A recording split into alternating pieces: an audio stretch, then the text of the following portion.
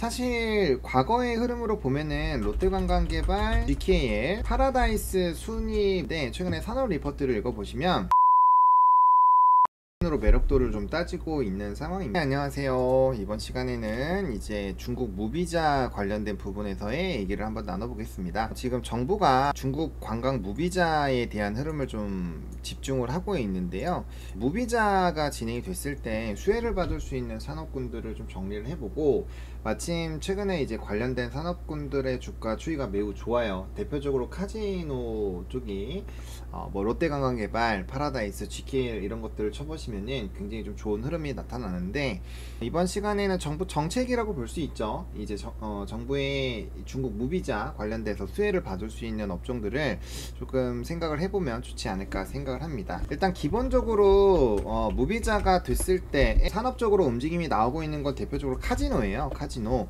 카지노 산업이 되게 좀 유망한데, 사실 과거의 흐름으로 보면은 롯데관광개발, 그다음에 이제 GKL, 파라다이스 순위 맞다라고 생각을 하는데, 최근에 산업 리포트를 읽어보시면 롯데관광개발, 파라다이스, GKL 순으로 매력도를 좀 따지고 있는 상황입니다. 이거는 뭐 드랍액이나 홀드액 그리고 각각의 위치에 따라서 좀 다를 수 있는데요.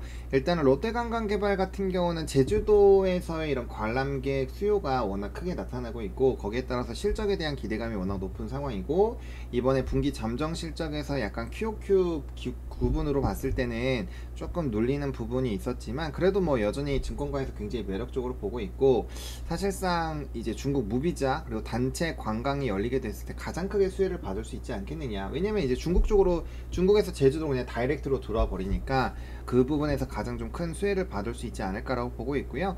그 다음에 지금 아직 파라다이스랑 GKL은 아직까지는 일본발 부분이 좀 크다라고 봐요. 그래서 중국 쪽에 대한 흐름을 온전히 받기 시작을 한다면 이들의 기업들도 굉장히 좋아지지 않을까라고 보고 있고요. 무엇보다 이들은 수급적인 측면에서 연기금의 수급이 매우 긍정적이다 라는 거를 보시면 될 것 같고요. 그리고 오게 되면은 이제 피부 미용과 이제 텍스프리를 조금 저는 중요하게 봐야 될 것 같아요. 결국엔 이제 화장품도 될 텐데, 피부 미용 같은 경우는 우리나라 그 단체 관광객이라든지 한국 관광객 수를 보면은 지금 보시면 중국 관광객 더 온다, 뭐 그리고 작년 대비했을 때 찾아보시면 막 15% 더 늘어난다, 막 이런 얘기들이 있어요. 구조적으로 보면은 우리나라로 이제 내방하는 외국인들이 점차 늘어나고 있다라는 거죠. 만약에 이런 관점으로 본다고 한다면 당연히 와서 결제하고 가니까 텍스프리, 이제 글로벌 텍스프리가 대표적으로 되겠죠. 그러니까 대표적으로 수혜를 받을 것이고, 그 다음에 우리나라에서 피부 미용은 절대적으로 가격이 싸죠. 그러다 보니까 피부 미용 쪽으로 보면은 이제 파마 리서치, 뭐 APR, 뭐 달바 글로벌 이런 애들이 나올 수가 있겠는데, 뭐 달바 글로벌 같은 경우는 평균적으로 지금 우리나라 목표 주가 18만원에서 20만원 정도인데, 외국계에서 TP를 29만원짜리가 나왔어요. 그래서 전반적으로 분위기 좋은 상황이고, APR 같은 경우는 워낙 리포트도 긍정적으로 나오고 있어요. 그리고 피부 미용 쪽으로 보게 됐을 때 뭐 이제 우리 휴젤이라든지 이거 써야 되니까 그런 쪽에서 파마 리서치라든지 이런 내용들도 좋죠. 그래서 해당 부분을 좀 보셔야 될 것 같고요. 그 다음에 화장품은 다이소나 올리브영 기준으로 보는 게 좋다라고 보여지는데, 일단 트리거는 아모레 퍼시픽이 증산 관련된 부분에서 이슈가 있습니다. 아모레 퍼시픽 증산, 중국 쪽에서 생산 확대하는 이슈가 있거든요. 이거 찾아보시면은 아모레 퍼시픽이 최근에 리포트에서 중국발에서의 증설을 하기 위해서 어떻게 하고 있다, 뭐 이런 얘기 나오는데, 어쨌든 이 현지에 대한 부분을 늘리기 시작을 한 거는 상당히 좀 의미가 있다고 봐요. 그래서 중국발 관련된 소비 진작에 따른 중국 매출도가 높은 종목군들을 보시는 것도 좋겠지만, 저는 개별적으로는 화장품을 보실 때 플랫폼 혹은 용기로 보시는 게 맞거든요. 근데 플랫폼에서 실리콘2는 최근에 이제 대규모의 주주 매도가 있었기 때문에 그렇게 됐을 땐 용기가 조금 더 유리할 것 같아요. 용기 같은 경우는 펌텍코리아 그리고 CD 이렇게 딱 보시면 되지 않을까 생각을 해서, 일단 기본적으로 요 세 가지가 좀 강하지 않을까라고 보고 있고요.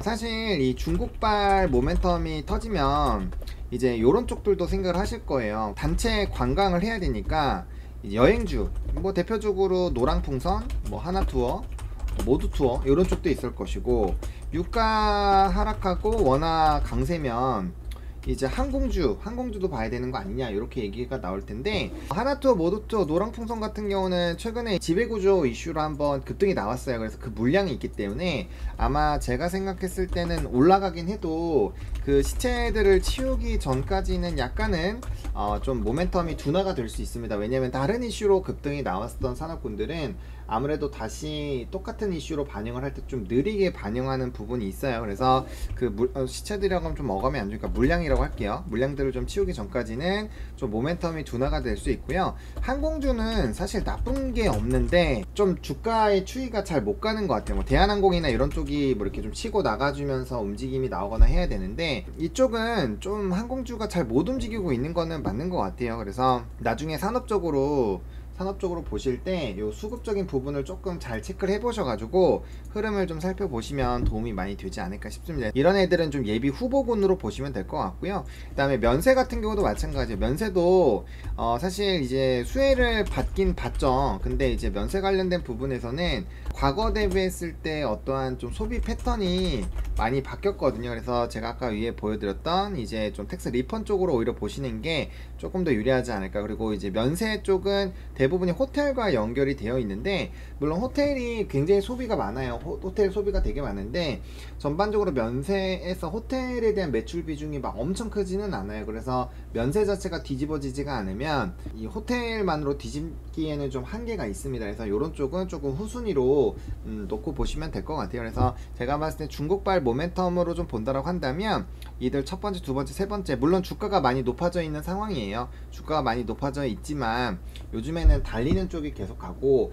수급이 특정 산업으로 많이 쏠리고 있기 때문에 이들 부분 안에서 우리가 이제 좀 후발로 이걸로 움직인 지가 꽤 됐으니까 엄청난 수익을 보긴 어려워도 그래도 단기 스윙이나 조금 그 눌림목 매수를 해봤을 때는 그래도 유의미한 수익을 거둘 수가 있기 때문에 해당 이슈로 한 번 정도는 고민을 해보시는 게 도움이 되지 않을까 생각을 합니다. 이렇게 중국 무비자 관련된 정책 이슈가 나오고 있어서 거기에 따른 좀 수혜 흐름들을 살펴보도록 하겠습니다.